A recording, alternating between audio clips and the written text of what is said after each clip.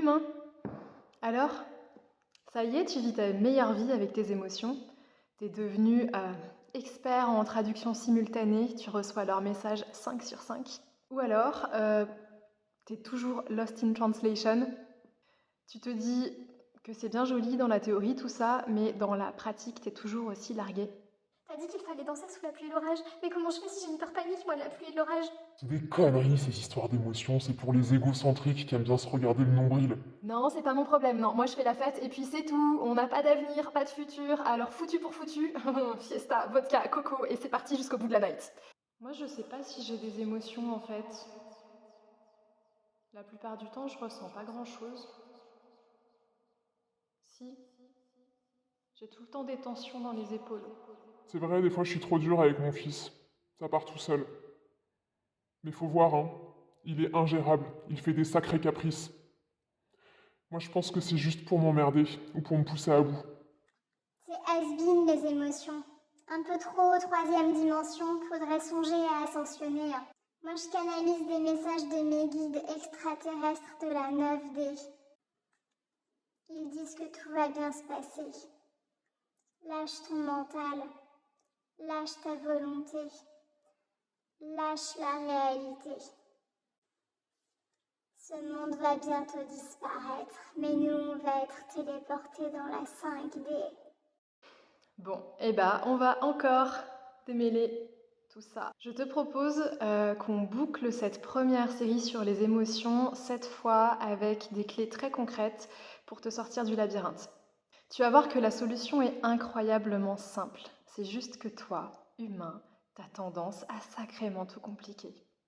Donc, pour retourner au plus simple, il va falloir qu'on y aille en étapes. On commence par reposer les bases, toujours. Si tu as suivi mes précédentes vidéos, normalement, tu connais ça par cœur. Je l'ai suffisamment répété. Une émotion, c'est comme le bon stress, ça se produit dans le présent, ça se produit de façon ponctuelle, ça répond à un événement extérieur réel, factuel, il se passe quelque chose, ça déclenche une émotion qui te donne une énergie utile, qui va te permettre de réagir. Ça, c'est dans le cas de figure idéal, c'est-à-dire quand tu n'as pas tout emmêlé. Et plus précisément, rendons à César ce qui appartient à César, quand ton mental n'a pas tout emmêlé ou pire, verrouillé. Toi, si tu te trouves ici aujourd'hui, c'est probablement que tu ne te situes pas dans le cas de figure idéal. Tes émotions, à toi, elles sont beaucoup trop intenses. Alors elles te font peur. C'est un peu comme si tu te retrouvais propulsé dans le labyrinthe de Dédale. Tu vois, ce labyrinthe avec un minotaure à l'intérieur. Bon, et ben toi, tu te retrouves là-dedans avec la trouille de tomber sur ce fameux minotaure. Et ces émotions deviennent juste un gros handicap au quotidien. Elles te pourrissent la vie.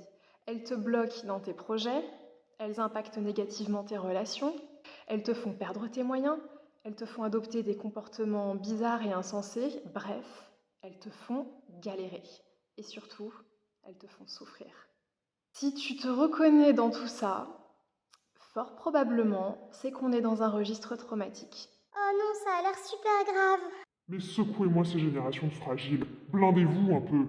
Je te vois venir. Alors je t'arrête tout de suite. Oui, ça te concerne aussi, même si tu n'as pas vécu la guerre, même si tu n'as pas vécu des abus graves. Premièrement, l'épigénétique démontre que les traumas se transmettent de génération en génération en s'inscrivant dans l'ADN. Vu notre histoire collective, c'est fort probable que tes aïeux aient vécu pour certains des choses graves dont tu es l'heureux héritier. Deuxièmement, un événement peut être traumatique pour une personne et pas pour une autre. Ce qui va déterminer le trauma, c'est pas tant l'événement lui-même. Et là, il est temps de rentrer dans le vif du sujet. Alors, c'est quoi un trauma? Définition la plus simple possible, et je pense que ça va bousculer pas mal ta vision. Un trauma, c'est un événement qui déclenche un niveau de stress et d'émotion dont l'intensité dépasse ta capacité d'intégration. En ultra simplifié, tu as une jauge émotionnelle qui peut se remplir jusqu'à 10, et là tu vis une émotion, un événement d'intensité émotionnelle niveau 15, bim, trauma. C'est très simplifié, mais ça te permet de visualiser et de mémoriser. Faisons le parallèle avec un accident physique.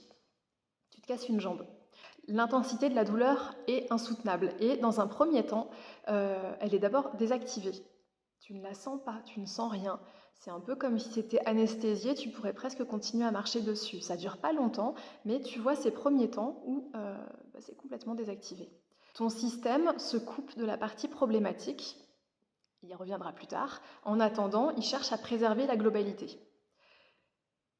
Et puis progressivement, le signal de douleur va remonter parce que l'objectif, c'est quand même de réintégrer ta jambe dans ton schéma corporel, c'est-à-dire dans la conscience de ton unité corporelle.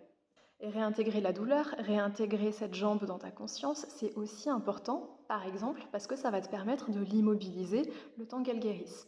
Dans le cas d'un trauma psychique, c'est pas visible. On ne peut pas faire un IRM de la partie qui est cassée à l'intérieur de toi. Pour autant, il y a bien eu un choc violent, tellement violent que ton psychisme a coupé pour ne pas ressentir tout de suite. Parce que c'est trop violent à ce moment-là, parce que c'est insensé, parce que ta structure psychique n'est pas capable d'encaisser ce choc au premier degré. Ce choc va se cristalliser et se stocker dans ton système à des niveaux inconscients.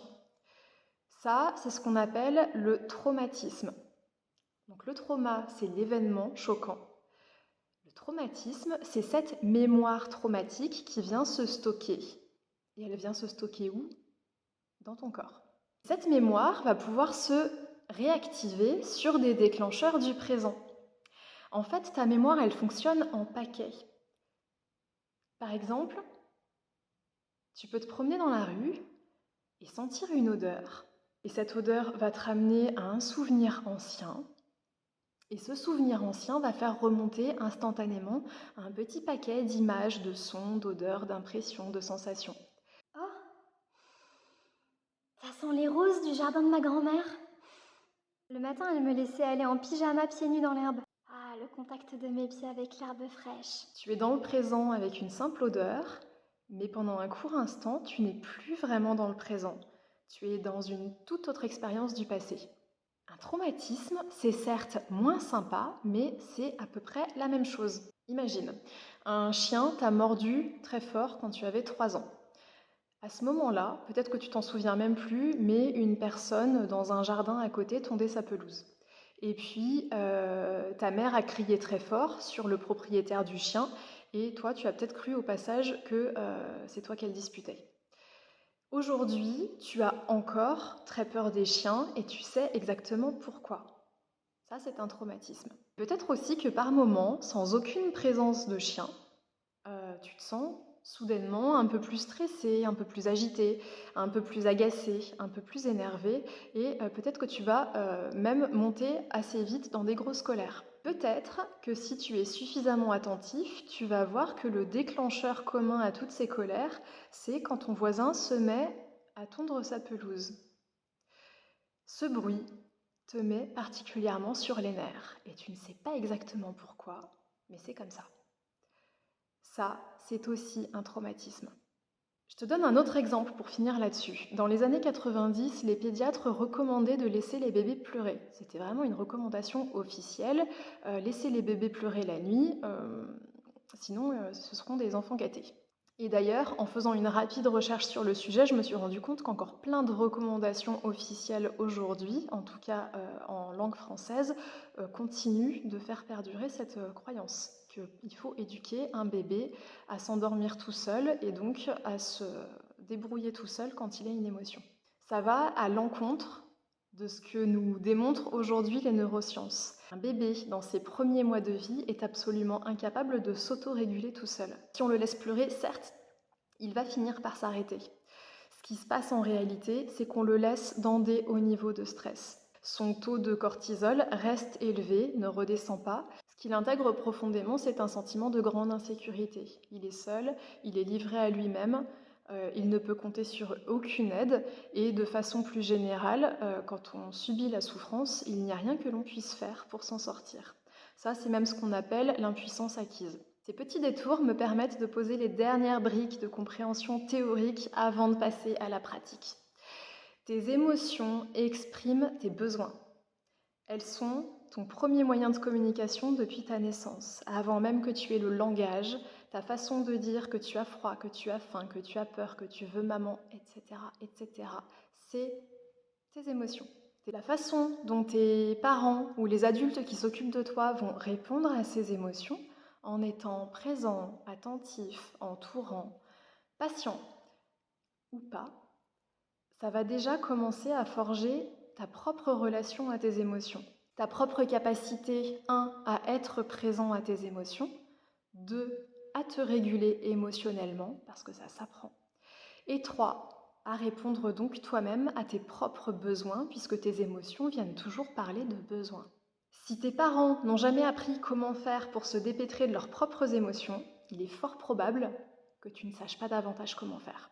Le trauma, quant à lui, c'est une intensité qui a dépassé ta capacité d'intégration. Si ta capacité d'intégration se trouve proche du niveau de la mer parce qu'on ne t'a pas appris comment faire pour intégrer une émotion, eh bien, il se peut que tu puisses être vite dépassé par les événements de la vie. Et même hors événements ultra brutal de type guerre ou abus grave. Auquel cas, cette énergie, cette intensité que tu ne sais pas processer, que tu ne sais pas intégrer dans ton système, que tu ne sais pas te laisser te traverser, c'est stocké dans ton corps, faute de pouvoir être libéré. Depuis, elle se réactive un peu comme un disque rayé, donc tu la retrouves encore et encore, dès l'instant que tu rencontres un déclencheur qui ressemble plus ou moins au déclencheur initial. Peut-être que si elle se réactive maintenant, c'est parce qu'elle cherche encore et encore à être libérée. Je vais d'abord te montrer comment on accueille basiquement une émotion, c'est-à-dire ce qui doit se passer idéalement quand une émotion survient. Et que tu arrives peut-être déjà à faire avec certaines émotions, c'est juste qu'avec d'autres c'est plus compliqué. C'est d'une simplicité enfantine, c'est un peu comme si tu avais envie de faire pipi, alors on va commencer comme ça. Premièrement, tu écoutes la sensation dans ton corps. Oui, oui, oui, ça presse. Deuxièmement, tu observes si cette sensation s'accompagne d'un élan de faire quelque chose. Ton corps a envie de faire quelque chose, de se déplacer, de bouger, etc. J'ai envie de relâcher la pression, mais on est dans une voiture, je peux pas. Troisièmement, tu identifies le besoin derrière cette énergie d'action et derrière cette sensation. Bah, ma vessie est pleine, j'ai besoin de la vider. Quatrièmement, tu trouves l'action juste, celle qui va te permettre de répondre à ton besoin. Si tu t'arrêtes pas immédiatement, je saute de la voiture. Bon, ok, je me retiens encore 1 minute. Top chrono. Et cinquièmement, tu décharges ce qu'il y a à décharger. On reprend ce même schéma avec les émotions. Imaginons que tu es dans une file d'attente et quelqu'un te double sans faire attention. Premièrement, tu vas écouter ce qui se passe dans ton corps. Ça chauffe là, à l'intérieur. J'ai les mâchoires qui se verrouillent, j'ai les bras qui se tendent. Deuxièmement, tu observes si ton corps a envie de faire quelque chose, s'il y a une énergie là qui te donne un élan de faire quelque chose. Ça peut être envie de courir, de frapper, de disparaître, de pleurer, de râler, de crier. Qu'est-ce que ça te donne envie de faire? J'ai envie de lui dire « Eh oh, eh dites donc, eh oh, eh oh, eh oh !» Troisièmement, éventuellement tu identifies l'émotion, tu mets une étiquette dessus, tiens, ça ressemble très fort à de la colère. Et en tout cas, tu identifies surtout le besoin qui est derrière l'émotion. Peut-être que c'est te faire entendre, peut-être que c'est poser tes limites, peut-être que c'est te sentir en sécurité, peut-être que c'est trouver du réconfort auprès d'un proche, etc., etc. Tu cherches quel besoin est derrière. Ah, j'ai besoin de me faire respecter, non mais oh, il y a des limites quand même. Quatrième point, tu trouves l'action juste, celle qui va répondre à ton besoin avec la juste quantité d'énergie. Ah mais j'ai pas envie de faire d'esclandre non plus. J'ai peur de me faire remarquer. Et là, tu vois que ça peut se compliquer un petit peu parce que peut-être que de nouvelles émotions apparaissent et peut-être que ton mental, par anticipation, va aussi t'en présenter certaines autres. Bon bah tant pis, je fais rien, je prends sur moi. Et cinquièmement, quelle que soit ta décision, quelle que soit ton action, tu es attentif, attentive à l'énergie qui reste dans ton système. Est-ce qu'il y en a en trop? Est-ce que je suis en surtension? Je suis méga tendue là, alors je fais quoi maintenant? Auquel cas, il va falloir que je songe à décharger pour revenir dans un état de confort et de sécurité. À partir de cette base, tu as déjà une vague idée que c'est simple, mais en fait pas tant que ça. Parce que le mental est dans la partie, nous fait des flashbacks, des anticipations, et donc il y a peut-être plusieurs émotions à accueillir, avec des messages qui s'entrechoquent, et même qui se contrarient entre eux. Et puis peut-être aussi que c'est pas le bon moment pour accueillir tout ça et pour être complètement présent à tout ça. Peut-être que tu es avec d'autres personnes, peut-être qu'il faut avancer dans la file, peut-être qu'il y a de l'action qui se met en place. On ne peut pas être au four et au moulin. Donc ce qu'on va faire à présent, c'est aborder 4 stratégies pour se dépatouiller avec nos émotions. Et les 4 sont utiles. Tu vas t'en servir à différents moments. Parfois, ce sera plus juste d'aller vite et de remettre certaines choses à plus tard. Et dans ce cas-là, tu vas plutôt utiliser une stratégie de gestion. Et puis quand tu auras davantage de temps, que tu seras tout seul, chez toi, tranquille, tu pourras peut-être remettre d'autres stratégies en place de type régulation ou résolution. Et j'ai rajouté la méditation. J'aurais pu parler aussi du pranayama qui sont des techniques respiratoires assez poussées. Ces techniques-là de méditation ou de respiration poussée, elles servent à élargir, à pousser les murs. Donc elles vont élargir non seulement peut-être ta jauge, ta capacité d'intégration des émotions, mais elles vont aussi carrément te placer sur un différent niveau de conscience qui te permet d'être beaucoup moins impacté par les émotions, par les sensations, par les événements inconfortables de la vie. On va se concentrer pour l'heure sur les 3 premiers points. La gestion de tes émotions, c'est sans doute quelque chose que tu pratiques pas mal déjà. Donc je vais te l'exposer surtout pour que tu te repères, que tu te situes un peu et que tu prennes conscience de ce qui se joue pour toi à différents moments. Ton mental a des mécanismes de gestion inconscients pour déplacer le problème vers des plans inconscients tant que tu n'es pas capable de t'en saisir. Dans ces cas-là, ce qui va se passer quand une émotion se présente,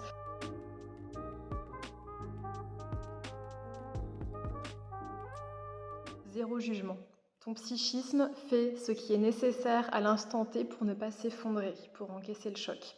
Quand tu parviens à sortir du mode survie, à ce moment-là, tu peux arriver à mettre plus de conscience, et puis c'est quelque chose qui s'entraîne. Et là, ton mental conscient peut aussi te permettre de faire des choses très intéressantes.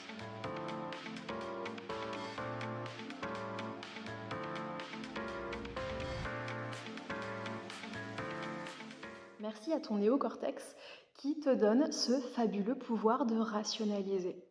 Et dans certains cas, ça peut suffire à faire tomber l'intensité émotionnelle, les tensions dans le corps, simplement parce que ton système comprend qu'il est hors de danger. Dans d'autres cas, il faudra quand même que tu sois attentif à voir s'il ne reste pas une charge émotionnelle résiduelle, c'est ce que je te disais déjà. Et si c'est le cas, on va plutôt basculer vers la régulation.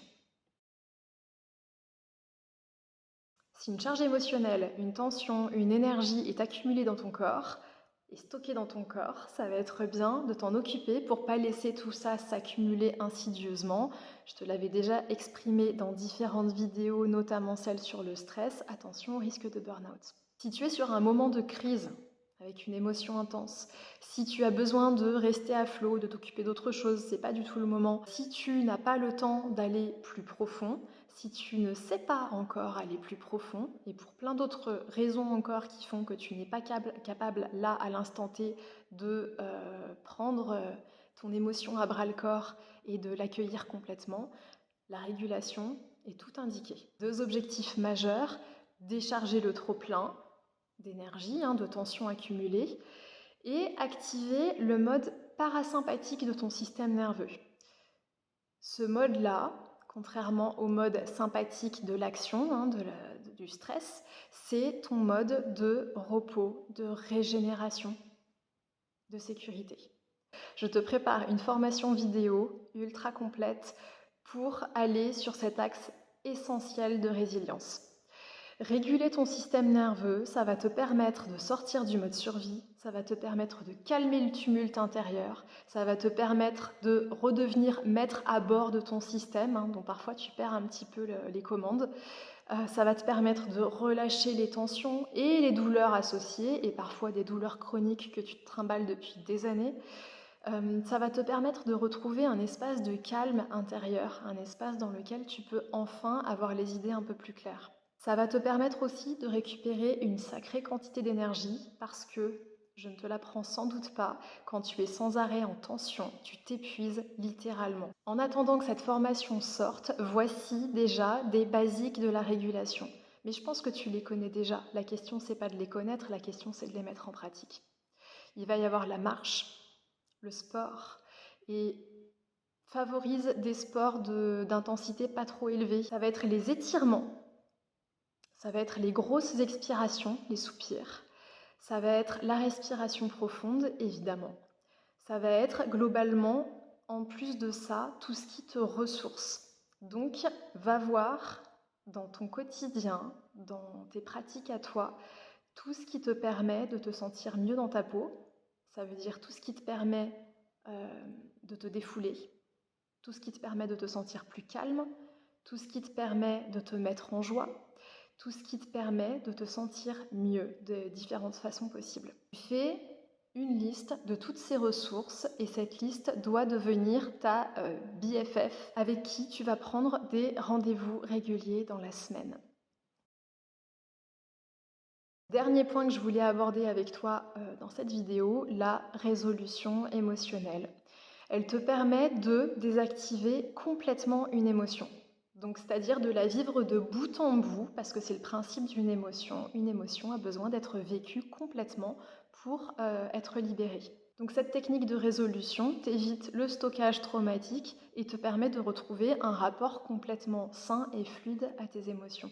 Dans le cas de traumatisme déjà installé, c'est aussi une technique puissante. Par contre, pas tout seul.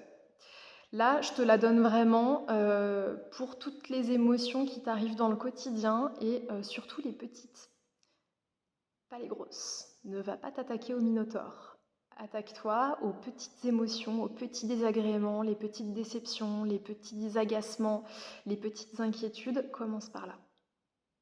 Cette technique ressemble très fort à l'accueil de l'émotion, tel que je te l'ai présenté un peu plus tôt dans la vidéo. Sauf que cette fois, on va suspendre complètement toute analyse, toute interprétation, toute identification. On ne va pas chercher à dire « tiens, ça ressemble à de la tristesse, tiens, ça ressemble à de la colère ». On va se concentrer exclusivement sur les sensations et les sensations seulement. En d'autres termes, on va demander à ton mental de se mettre en retrait, d'aller un peu plus loin dans les gradins, il peut être spectateur s'il veut, mais là sur le terrain, on va garder seulement ta conscience et ton corps avec ses sensations. Dans l'ordre, une émotion se pointe, ça fait quoi dans ton corps? Tu fermes les yeux et tu te concentres sur la sensation. Elle est où dans ton corps? Elle est comment? Est-ce que c'est de la lourdeur, de la chaleur, une douleur, un picotement, une oppression, le cœur qui s'accélère? Troisièmement, tu trouves une deuxième sensation dans ton corps. On veut en avoir au moins deux. Quatrièmement, tu les observes et tu les laisses évoluer d'elles-mêmes, sans intervenir. Fais confiance à ton corps, il sait exactement quoi en faire. Cinquièmement, lorsque l'intensité commence à s'estomper, tu peux rouvrir les yeux. Sixièmement, tu repenses à ce truc qui t'a déclenché l'émotion. C'est comment maintenant, dans ton corps? Si une nouvelle sensation apparaît, différente des précédentes, tu retournes écouter, observer, trouver encore une autre sensation et tu reprends ce processus. Cet exercice se termine quand il n'y a pas de nouvelle sensation encore différente des précédentes qui apparaît et quand les précédentes se sont estompées et que tu as validé qu'elles étaient estompées. Entraîne-toi en commençant doucement. C'est comme un nouveau sport. Il va d'abord falloir te muscler, entraîner ta capacité d'intégration et puis il va aussi falloir montrer à ton mental que c'est sans danger et qu'il peut rester dans les gradins et laisser faire. Je le redis une dernière fois pour que ce soit extrêmement clair, évidemment, tu ne vas pas te frotter au minotaure. Pour un minotaure, tu auras besoin d'un allié expérimenté. Conclusion. Trouve ton rythme. Les émotions, c'est un peu comme des amis, sympas, plus ou moins, qui se pointent toujours à l'improviste. Certains sont fun, légers, pas prise de tête, festifs. Tu leur ouvres facilement la porte à ceux-là, même s'ils viennent à l'improviste. Tu as plaisir à les recevoir, par exemple autour d'un thé. Certains amis sont un peu plus agités, un peu plus emportés, un peu plus endeuillés. C'est peut-être moins facile pour toi de leur ouvrir à ceux-là parce que tu as peut-être un peu peur qu'ils s'imposent un peu trop longtemps dans ta vie et dans ton appartement. Peut-être aussi parce que tu as un peu peur qu'ils mettent ton intérieur en chantier. Ah, c'est toi. Tu as le droit de ne pas répondre quand il sonne. Tu as le droit de vaquer à tes activités. Tu as le droit de ne pas ouvrir ta porte ou de juste ouvrir pour dire qu'il faudra remettre ça à plus tard parce que là tout de suite, tu es occupé. Ah, encore toi. Bon, je suis à toi dans 15 minutes. Soyons très clairs, tant que tu ne les auras pas fait rentrer chez toi, ils resteront derrière ta porte. Plus ou moins loin, plus ou moins à proximité, mais à un moment donné, prêts à surgir. C'est un peu bizarre, mais c'est comme ça que les émotions ont été éduquées. Ce sont des messagères et leur mission, de la plus haute importance, c'est de te remettre en main propre leur message. Plus tu attends, plus tu laisses ta porte fermée, plus le nombre d'amis messagers s'accumule, s'entasse derrière ta porte et ça peut devenir un tout petit peu compliqué à gérer. Et puis dans le cas particulier du traumatisme, mais tu l'as compris finalement pas si particulier, quand un ami un peu relou tape à ta porte, en plus de ça, il ramène avec lui un autre gars qu'il a croisé sur le palier, une sorte de Golgoth bien bodybuildé avec un air pas commode du tout. Et dans ce cas-là, c'est normal que tu aies encore moins envie d'ouvrir ta porte. Qu'est-ce que c'est que ce truc? Le problème, c'est que tu te retrouves un peu coincé chez toi. Tu restes sur le qui-vive et tu ne peux même plus ouvrir ta porte tranquillement quand c'est un ami sympa qui vient te rendre visite. L'idée, ça va être de réapprendre à ouvrir la porte. Tu peux le faire en mode gestion, en prenant des rendez-vous et un agenda. Tu peux le faire en mode régulation, en prenant des temps pour toi pour décompresser. Tu peux le faire en mode résolution, en invitant un par un ses amis insistants autour d'un thé. Tu peux aussi le faire en te faisant aider. Quand on n'a jamais appris à faire un thé dans les règles de l'art, quand on n'a jamais appris à se sentir détendu en présence de ses amis particuliers, ou quand c'est le Minotaure qui frappe à la porte, le chemin le plus simple et le plus sécure, c'est encore de se faire accompagner. Dans tous les cas, ce chemin d'apprentissage t'appartient. Et tu peux le faire comme un humain, parfaitement imparfait, là où tu en es sur ton chemin, à ton rythme, à ta façon. Fais-toi confiance. À chaque instant, toi seul sais quel chemin va être le plus juste pour toi à emprunter. Je suis pas très fan de thé, mais on pourrait peut-être tenter le coup autour d'un café.